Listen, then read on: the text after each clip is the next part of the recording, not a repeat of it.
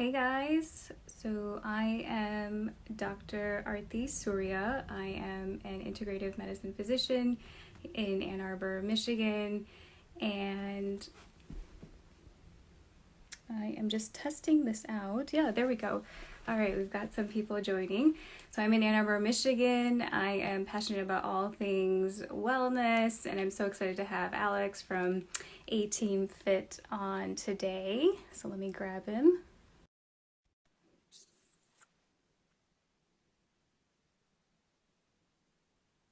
He's just joining.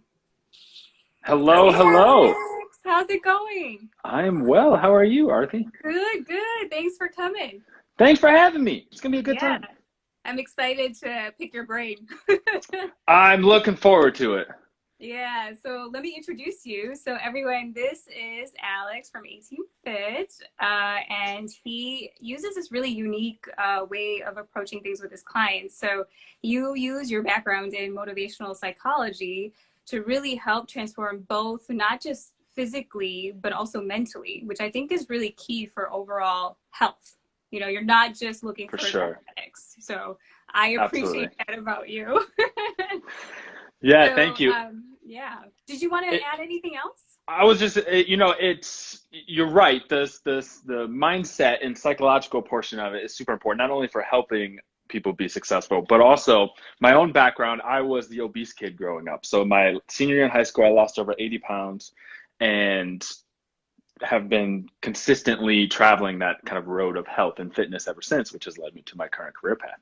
Yeah. And so knowing kind of living life on both sides of that line and actually experiencing much of the mental shifts that occur when you cross that line back into health and fitness is something that's so unimaginably powerful for someone who's never experienced that, Right. that I knew that like this was the thing I wanted to give people. Yeah, that's amazing. Guys, if you want to also know more about his story, go to his website because I think you'll definitely be motivated with Alex's story. So one thing I wanted to talk about today was, with COVID and this quarantine and stay at home orders, people are not moving quite as much as they should be. And I think, a lot of us can get into this rut where it's like, oh, I'll do it tomorrow. I'll do it tomorrow. I have all the time in the world. I'll do it tomorrow. I do this too, where it's like, I'll just Right. wait the whole day. And then I'm like, oh, the day's gone. It's too late for me to work out. I'm not going to do it anymore. So, what are some ways people can just incorporate movement into their day to day life? Yeah, so that's a really good question. And we're in this pivotal time where a lot of us are immensely stressed. We're experiencing a reality that none of us were prepared for, nor expecting, nor really know what to do with. There's a lot of unknowns that we're all making it up as we go, which is Mm-hmm. true, I think, in daily life in general, but even more so now, we're all just kind of making it up. And for a lot of people, I think that leads them to easily forego some of the stuff they were doing before, even if it's good for them, like the Mm-hmm. fitness, like the nutrition, like the movement. And I think now with we're all stuck in home, working from home, nothing's open, can't go out and do things anymore. That's also leading us to be even more sedentary than we've ever been. And those two things, just the mental weight of being quarantined now, coupled with the sedentary nature of being quarantined, it's just kind of like a double whammy that's Mm-hmm. not leaving people feeling their best. Right. And so the most important thing I think people can do to start to shift this is first, as I'm sure one might expect from my background, is the mindset shift going into this. I'm explaining a little bit about what I mean is, this, like I mentioned, and I'm going to preface everything else I say with the fact that this pandemic, everyone's experiencing it in a different way and everyone's handling it in a different way. And so certainly for some people, there might just like the last thing that I want is the stress of trying to be active and trying to help a routine and doing all that to add more stress even on top of what they're experiencing and instead of taking it away. But again, most people can benefit from creating some sort of physical routine into their day. And so the interesting thing about this pandemic is that I actually think it's created a unique opportunity for people to start creating these healthy habits in their lives, Agree. right? Absolutely. Because this pandemic has disrupted our entire way of life overnight. And with that, it's also then disrupted our old habits and our old routines because we don't have access to that anymore. Mm-hmm. Right? So on a normal basis, we might wake up to the alarm clock, get ready for work, head out, drive to the office, stop at the drive-thru on the way because we're in a rush, because we're running late, because we didn't wake up on time. And so that's our routine. Each behavior is leading to the next. And over time, it becomes autopilot, right? Mm-hmm. So what habits is they're automatic sequences of behaviors that we have created through repetition. So even under normal circumstances, when people want to change their eating, they want to cut out the drive-thru. They're fighting an uphill battle because of those bad routines. The second the alarm clock goes off, they're switching to autopilot mode. Right. Now they have to fight every single next step along the way to not make it through the drive-thru. So people, even with their best intentions, find themselves at the drive-thru. Right. Right. Now, we don't have any of that. We might still wake up to our alarm clock. We don't have to get ready to go to work. We don't have to get in the car to go to the office. Right. We don't have to be seen by people. No makeup. No commute, no drive-thru. Mm-hmm. So now, because we go into those old habits, but we're stopped because we can't do them anymore, we have to decide, wow, I actually have to make a decision right now. What am I going to do? Mm-hmm. And that opens up the opportunity to start creating new habits. What are we going to do? Is it going to be something good? Or is it going to be something bad? Right. So because of that, I think it actually makes these good, being active and eating healthier, easier than it's ever been. Sure. I think that's a great way to look at it. And so if we can approach everything else that we're going to talk about with that mindset, in that, because one of the things that's going to become obvious is, not stressing out over how much exercise we're doing or how intense it is, or whether it compares to our gym workouts, or, whether we're indulging with some snacks, just comfort food in general along the way. If we can approach this as we're working to create these new healthy routines and rewrite our autopilot program so that when the world goes back and everything opens again, now we're performing and we're behaving with a new manual and not the old one. That's a great way to look at it. Yeah. And so I think that can give us a little bit more leeway in forgiving ourselves for not being perfect right now. Yes. Yeah. Right. So what would you, if a client came to you right now, to say, like, what could I do at home right now? Perfect. Like, yeah. So the number one thing is just finding some way to move your body every single day. And for many people that I work with, that involves some sort of like actual structured exercise that they can do at home. And there are tons of ways to get great workouts. And it's interesting, a lot of the workouts that I give my clients right now, because everyone's trapped at home, I like to call them snow angel workouts, because I tell them as long as they have enough space in their house to make a snow angel, they can do these workouts, right? And that's true of everyone. If you have enough space in your home to lay out, spread out, and make a snow angel, then you can do push-ups, you can do squats, you can do squat jumps, you can do lunges, you can do mountain climbs. Like, there's a whole list of exercises that you could start doing. With very minimal space. But on top of that, if especially people who are used to being in the gym and having access to weights, and that's the thing they enjoy, like they're missing that right now. We can get creative. There are things we can do, right? A backpack filled with heavy books. Everyone's got that, right? Old college textbooks that are collecting dust, we can put them to use again. Right? That's a great idea. We can throw them in a backpack and we can put it on. I have a client right now who, in between her Zoom call meetings while she's working from home, she'll just pace around her home with this weighted backpack on just to get some extra steps and to get a little bit extra intensity. Or she'll go up and down the stairs in her home over and over and over again, just as like a 5-minute break. Which leads me to, even if we're not doing structured workouts, right? So say we're not, and we just are trying to find ways to move. The beautiful thing, at least for those of us here in Southeastern Michigan now, is it's starting to warm up a little bit. Yes, thank God. So it opens up, right? So it opens up finally the opportunity to get outside, get a little bit of sunshine. And I think that in many ways is hugely beneficial for people. Not only because they can get moving, they can get out of the house. Yes. Right. Yeah. It's the reprieve from the four walls of our home that seem to now, being 2 months into this thing, closing in on us more and more.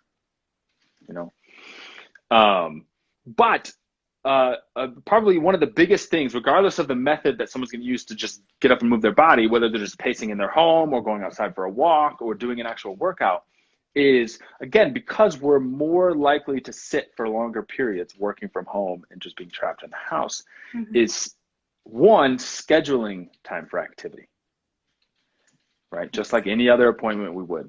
Yeah, that's a great point. Because as many of us probably know, the day can tend to escape us without a plan, right? And oftentimes the only time that we'll think to check the clock is when Netflix asks us if we're still watching. Yeah. So setting appointments with ourselves to get up and move, and making sure to block out everything else from your schedule to stick to that, right? Make sure nothing else is going to impede on that time. Right. And so to couple with that, or even in addition to, is set alarms on your phone or some sort of way to remind yourself to just get up and move a little bit, even if it's, again, not for an actual workout.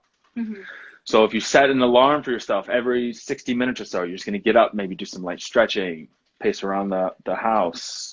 If you have a little bit of a longer break you can take, maybe that's the time you go out for a walk or complete a workout.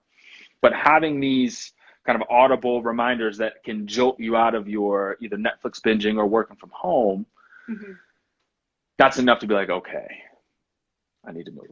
Like this is my time. Yeah. I look at it as a habit now, just like you're going to brush your teeth, you're going to move. This is just part of what you do. Absolutely. And that's such a great place to be, because when you get to the point where it is habitual like that, it feels wrong to not move. Yeah, I feel off. I feel completely off when I don't do it. So. And that's how you know that it's going to be around for a while. It's going to be that lifestyle of like, this is just who I am. This is what I do. Yeah. And the most challenging part is just getting to that point. Right. There's so many reasons now why we shouldn't, even though there's equally so many reasons why it's even more alluring to move our body, just because it takes up the time, right? We have something to do now. Because we can work out. It's interesting. I have some clients who are working out more frequently during the day than they ever have. And I asked them why it took a global pandemic to motivate them to do that. And they just say, I'm bored. I have nothing to do. Good. Yeah, I guess there are good things coming out of this. So. Right. But setting a set time in your schedule to move, whether that's one structured workout, whether that's 10-minute blocks sporadically throughout the day to just get up from the desk and stretch a little bit or pace around the apartment, and then setting alarms to actually jolt you out of whatever you're doing and put you in that state of like, okay, I have to make a decision now. What am I going to do? Am I going to actually follow through, or am I going to skip and do this?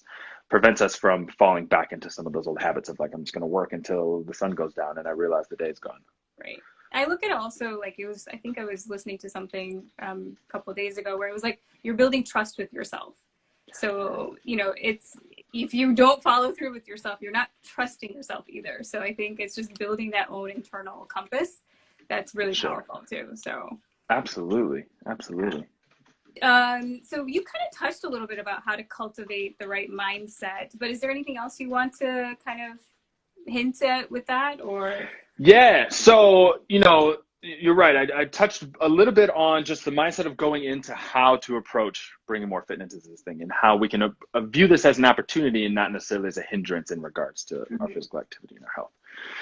But there are also some key things about this that we need to take into consideration in terms of our mindset. I think the big one, which I may have alluded to earlier, is forgiving ourselves when we're not perfect with it. Right? And I think that's one of the easy things right now is we can fall into this all or nothing category, especially if we're used to having gym with tons of equipment and things to do and access to classes and, whatever it is. When we feel like we're now restricted from all those things, it's easy if we fall into this all or nothing mindset to throw all of that away and just be like, well, I can't do it perfectly, so I'm not going to do it at all. Like, there's no point, right? Right. And so it's important that when we're not perfect, to forgive ourselves, right? Yes, and to just be like, okay, no need to be perfect. Don't have to be perfect. But it's also important not to, and the reason it's so important rather to forgive ourselves is so that we don't fall into that downward spiral of shaming ourselves for having missed or ate poorly, or maybe we snacked on the couch and ate a whole sleeve of Oreos or whatever it is.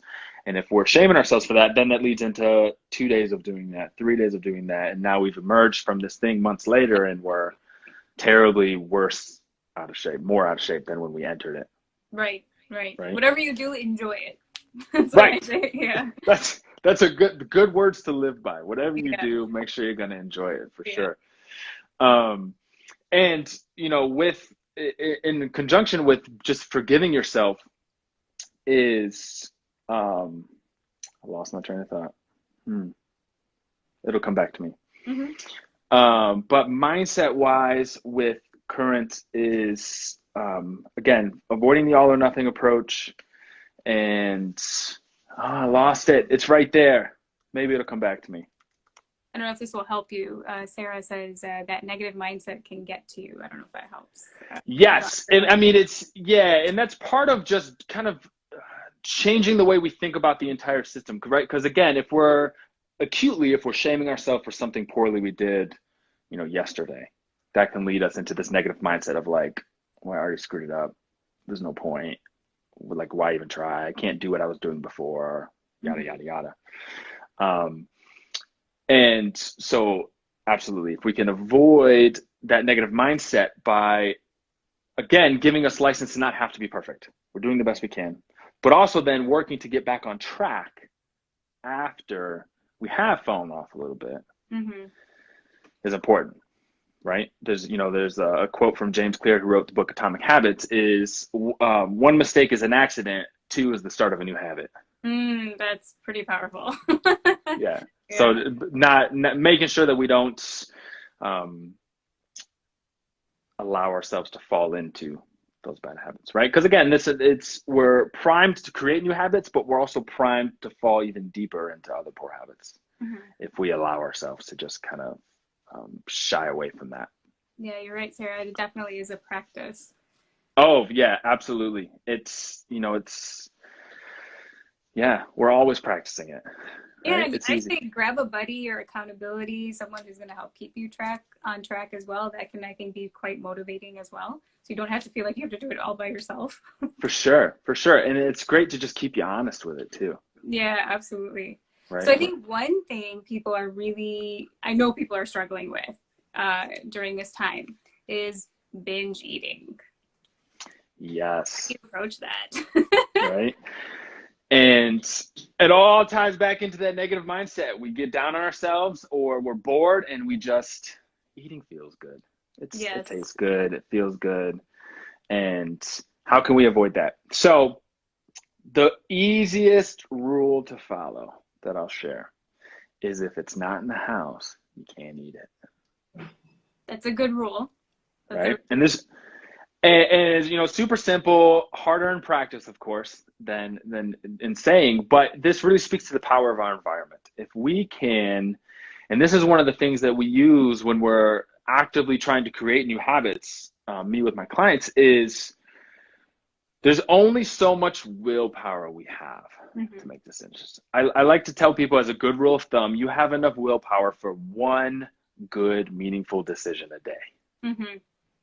And you can sway that in any direction you want. But after that, you're pretty much toast. So everything else is going to be automatic. It's going to be the habits you've previously created, the autopilot you fall into, or it's going to be a result of the environment that you're in. If you have snacks and things on the counter at your home that are just kind of staring you in the face, there's only so many times you can walk past that and avoid getting into it before you're just a goner.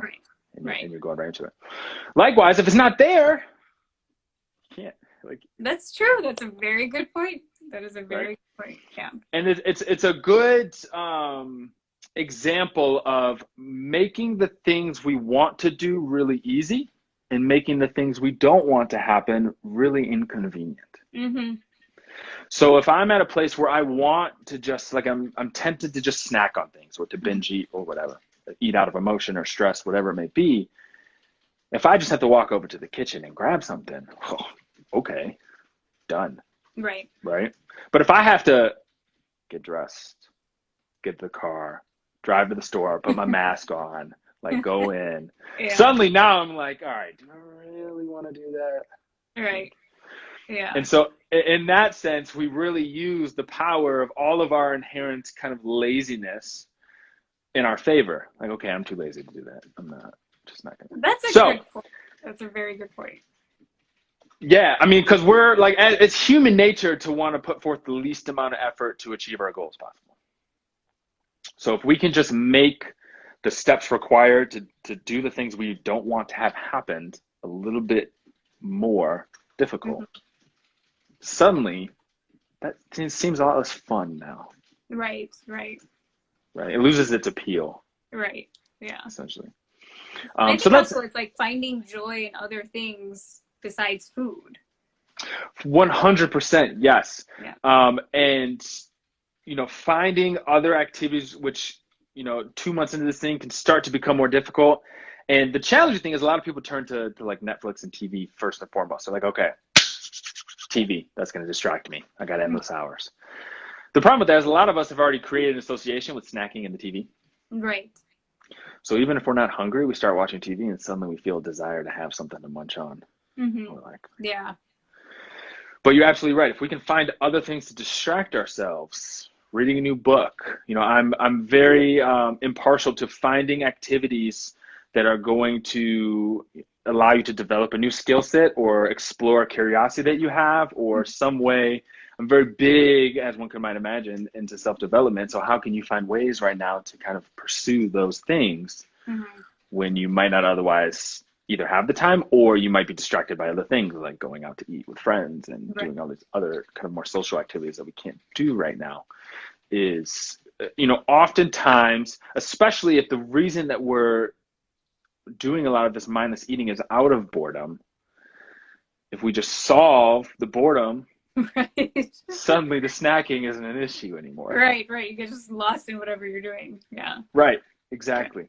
So that's a great tip is to find other activities. The other thing that I think is really helpful too is if you can actually set a meal schedule, very similar to what we talked about with physical activity. If you can set a meal schedule for yourself where there's a certain window of time where you're going to eat breakfast, when you're going to eat lunch, dinner, et cetera, or whatever your preferred meal frequency is, then it makes it much more clear when you're eating at an appropriate time or if you're not. Right. And so that extra layer of questioning, like, okay, am I supposed to be eating right now? Right. Is usually enough to call into question the reason we're reaching for the food in the first place. Yeah. I've made it a rule. I'm like, I don't eat after dinner. Right. Yes. And that's great because then if you're sticking your hand in the chip bag or whatever, like, okay, I shouldn't be doing this. Yep. Then I'm Right. not promised myself. So. Right. So setting a meal schedule so it makes it very clear when you should be in the kitchen getting food and when you shouldn't be is kind of the hard guideline enough that people will become at least more aware of what they're doing and they can Hmm. work to fix it. Because I think one of the biggest issues, with mindless snacking in general is people don't really know all the time when they're doing it, Right. Yeah. right? Or to the extent that they're doing it, right? We've all had the experience, I'm sure, at one point in our lives where we're sitting there with a bag of something and we realize that it's gone Hmm. and we just bought it like yesterday. Yeah. Like, Yeah. I don't know about that. Um, I'm gonna see if anyone so has questions for you. Was there yeah, anything else you wanted absolutely. to add? I'm sorry, did I interrupt you? No, absolutely. Hey guys, so whoever is still watching, if you guys have any questions for Alex, I'm sure he'd be happy to answer them. Anything that if you're struggling with and want to kind of know how to reroute. But if not, if someone's typing a question, where can people find you? Absolutely. So they can follow me right here on Instagram at _ 18fit _ because the regular 18fit was already taken, sadly.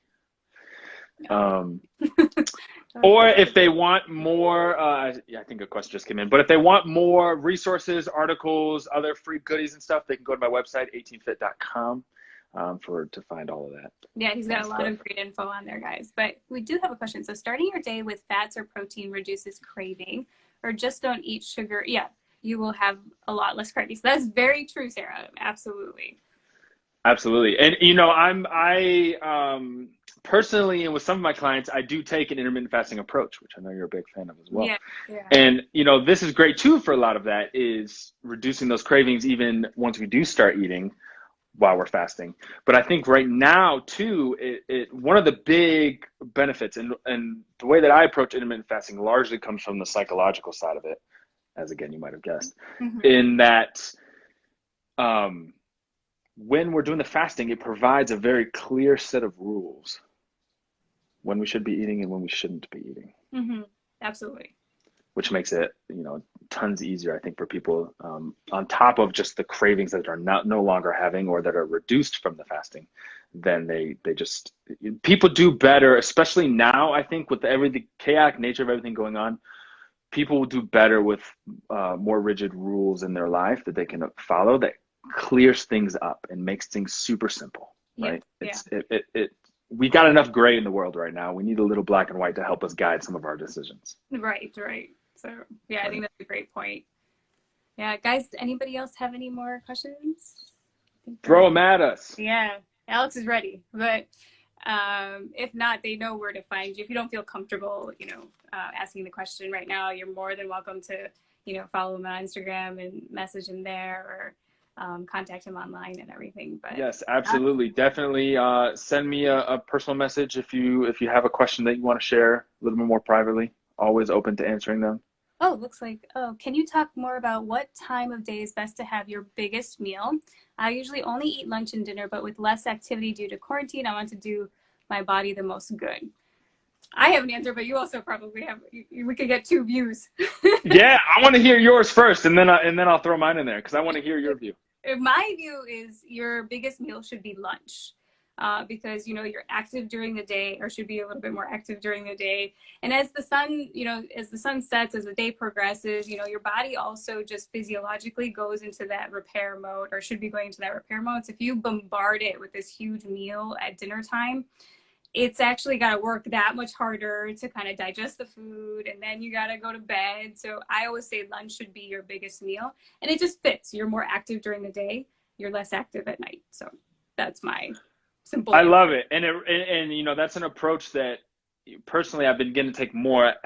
Actually, interestingly, from when I got back from Italy, because that's a Mhm. large thing that they do, right? They have a big lunch, and then my favorite thing is a walk afterwards, Yes, because that's then you're great not, for your insulin sensitivity. yeah, and digestion and just feeling better, and you know whatever. And now, interestingly too, I again approach this more of like what is going to allow you to one feel your best and adhere to whatever you're attempting to follow, whatever set of meal plan or diet or rules you're trying to follow nutritionally. What's going to allow you to adhere better to that? I know some people, myself, I actually really do enjoy having a big meal at the end of the day. There's Hmm. something to me about just being full when I go to bed where I'm just like, all right, I'm comfortable.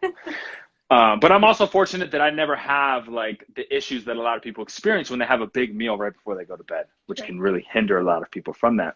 right. So I would say, Abby, in this case, definitely, I agree with lunch being a bigger one because it allows you that time afterwards to kind of settle from that. But also, whatever's going to help you feel your best during the day. You do you. Ultimately, that's right. You do you. Yeah. Awesome. Any other questions, guys? If not, they know where to find you. Um, Thank you so much for taking time out of your schedule. I really appreciate it. Absolutely. Thanks for having me. Yeah, we'll have to do another one of these at some point. So, Heck yeah. all right. Well, you guys all have a good rest of the day. Thank you so much for joining. Appreciate it. And we'll talk soon. Absolutely. Thanks again, Arthur. It was a Yep. pleasure. Bye. Bye bye.